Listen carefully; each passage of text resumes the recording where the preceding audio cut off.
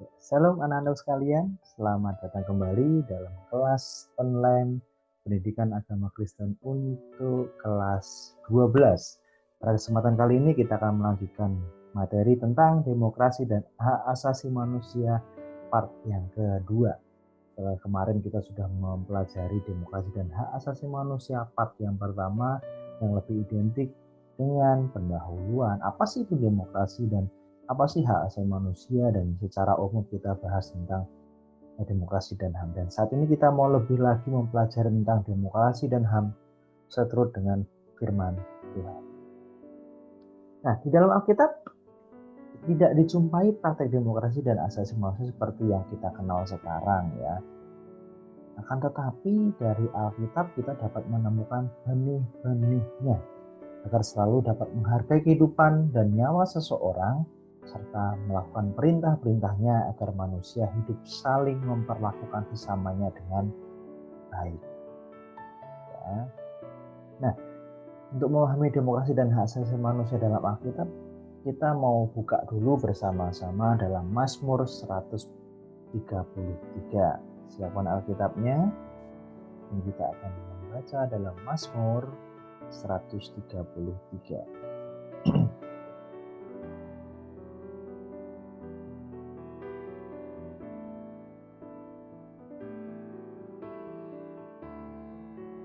Nah, persaudaraan yang rukun.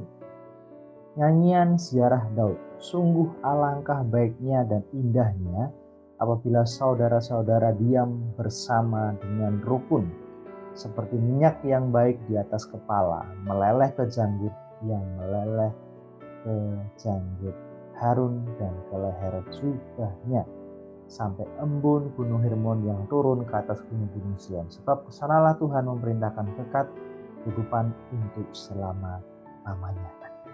Pada perikop ini dikatakan bahwa sungguh alangkah baiknya dan indahnya apabila saudara-saudara diam bersama-sama dengan rukun. Ini adalah dasar firman Tuhan mengenai hak asasi manusia dan demokrasi yang ada, yang Tuhan sudah tetapkan. Jadi Tuhan memerintahkan kita untuk selalu hidup rukun. Dan Mazmur 133 ini berbicara tentang suatu masyarakat yang hidup rukun bagai saudara.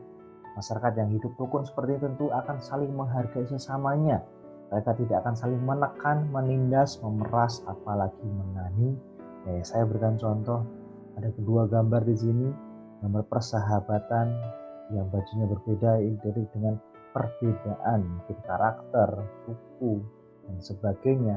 Tapi mereka bisa saling menghargai, menerima sesama teman-temannya yang berbeda dan tidak mementingkan perbedaan. Oh, kamu orang mana? Oh, kamu orang mana? Saya tidak sama, sorry, maaf ya enggak. Kemudian yang kedua, gambar yang kedua ini identik dengan berbagai suku yang ada di Indonesia ini. Mereka bisa bermain bersama. Nah, kita tahu Indonesia terdiri dari berbagai macam suku. Kita tidak bisa mengatakan bahwa suku A paling bagus, suku B paling bagus. Tidak, semua sama. Dan Tuhan memerintahkan bahwa selalu hidup rukun dalam di tengah-tengah masyarakat, saling menghargai sesama, tidak menekan, menindas, memeras, apalagi menganiaya. Ya. Nah, kemudian juga ada contoh dalam firman Tuhan. Kalau di dalam Mazmur 133 dikatakan bahwa sebagai makhluk individu mereka juga makhluk sosial. Kita semua bukan hanya cuma sekedar makhluk individu, tapi makhluk sosial juga. Oleh karena itu HAM diwujudkan antara lain melalui hidup rukun sebagai sesama manusia, sebagaimana tercantum dalam kitab Mazmur 133. Jadi kita hidup rukun sebagai sesama manusia. Namun kalau Mazmur 133 ini berbicara tentang masyarakat yang hidup rukun, maka kitab 1 Raja-Raja pasal yang ke-21 berbicara tentang bagaimana raja dan istrinya menggunakan kekuasaan untuk menindas dan merampas hak warga negaranya. Kita buka dulu ya. Mazmur 1 Raja-Raja pasal yang ke-21. Nah, ini berbicara tentang kebun anggur Nabot. Silakan buka Alkitabnya, kita membaca secara singkat saja. kebun anggur Nabot. Sesudah itu terjadilah hal yang berikut. Nabot orang Israel mempunyai kebun anggur di Israel di samping istana Ahab. Perhatikan, Nabot seorang petani memiliki lahan kebun anggur di samping istana Raja Ahab, Raja Samaria. Berkatalah Ahab kepada Nabot. Jadi si raja berkata kepada Nabot, berikanlah kepada kebun anggurmu itu supaya kujadikan kebun sayur, sebab letaknya dekat rumahku. Meminta dengan baik-baik pada Tuhan. Aku akan memberikan kepadamu kebun anggur yang lain. Kan kamu sebelahan nih, saya kasih beli ya. Kamu saya akan kasih tempat yang lain untuk berkebun anggur. Atau jika engkau lebih suka, aku akan membayar harganya kepadamu dengan uang. Saya ganti tempat lahan, atau saya kasih uang supaya yang di sebelah tempat ini, tempat raja ini di samping istana ini, tanah yang di samping istana ini ya jadi milik raja saja.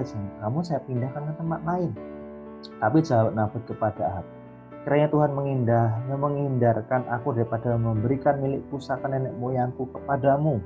Lalu masuklah Ahab ke dalam istananya dengan kesal hati dan gusar karena perkataan yang dikatakan Nabot orang Israel itu kepadanya, tidak akan kuberikan kepada milik pusaka nenek moyangku. Maka berbaringlah ia di tempat itu dan menelungkupkan mukanya dan tidak mau makan. Lalu datanglah Isabel istrinya dan berkata kepadanya, apa sebabnya hatimu kesal sehingga engkau tidak makan?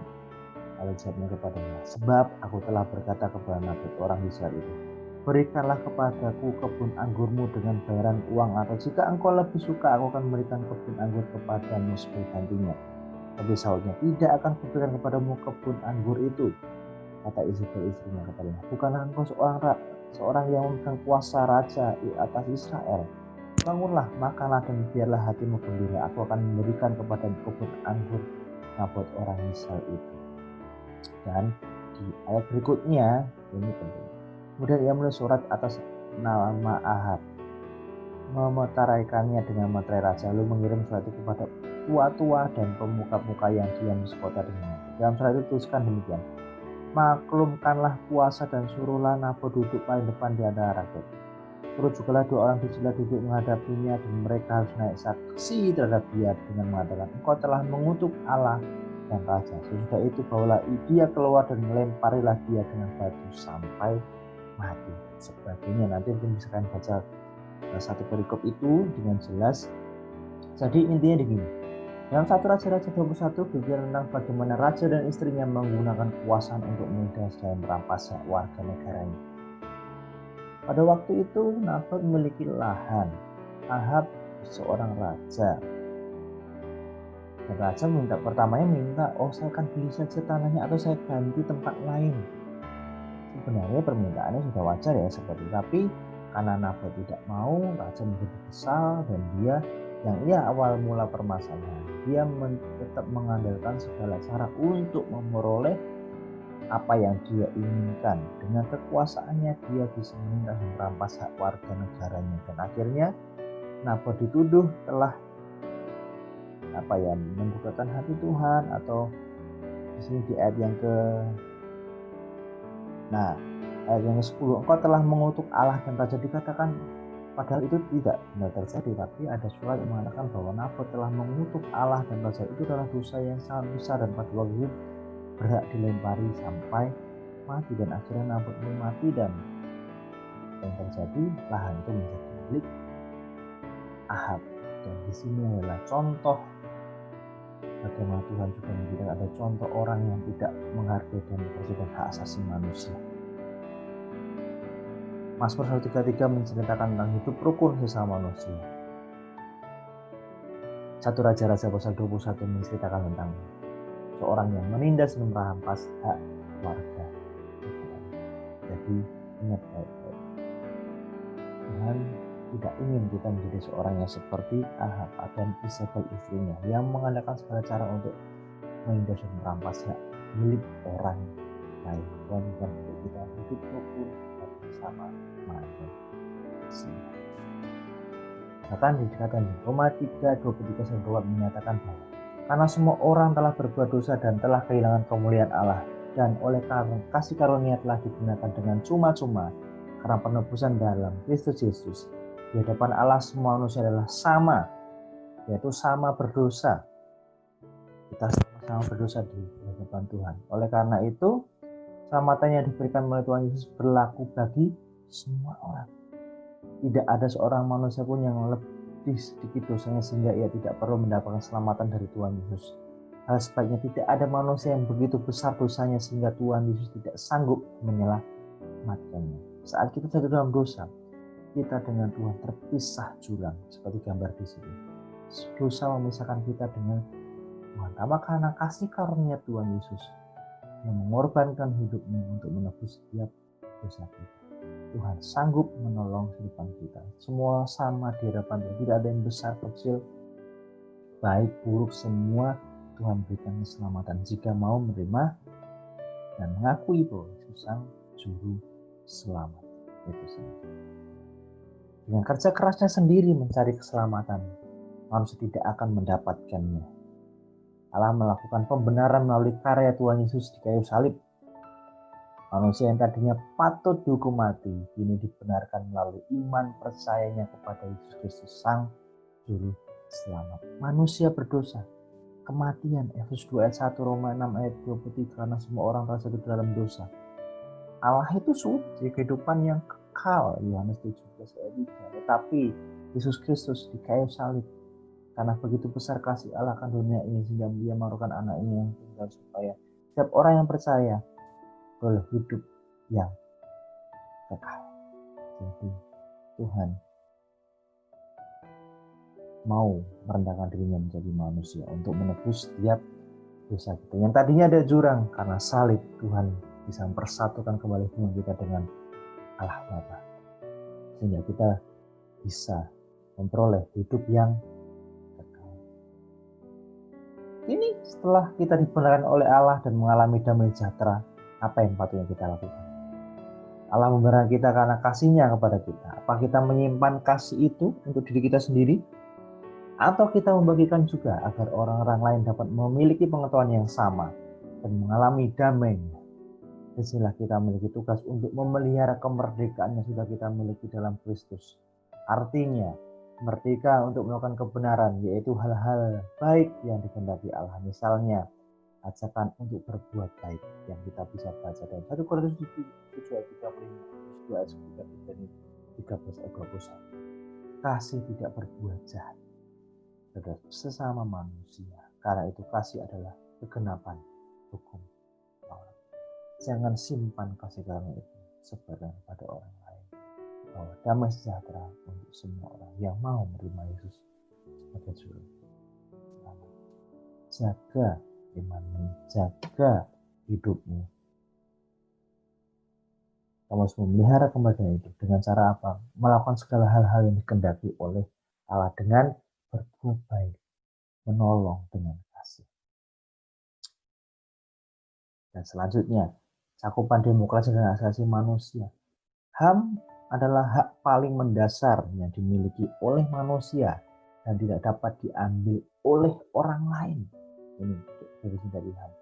Bahkan oleh negara sekalipun, hak paling mendasar yang dimiliki oleh manusia yang tidak dapat diambil oleh orang lain, bahkan oleh negara sekalipun. Hak untuk hidup adalah salah satu bentuk hal paling mendasar yang diberikan Tuhan pada manusia. Hak-hak asasi mencakup apa saja, nanti kita belajar. Jadi hak yang paling mendasar adalah hak untuk hidup. Itulah hak yang dimiliki. Jadi ada siapapun yang mau menganiaya kita atau membunuh kita itu tidak boleh. Sudah menyalahi aturan hak asasi manusia. Pertama, hak warga negara mencakup hal untuk hidup dan merasa aman.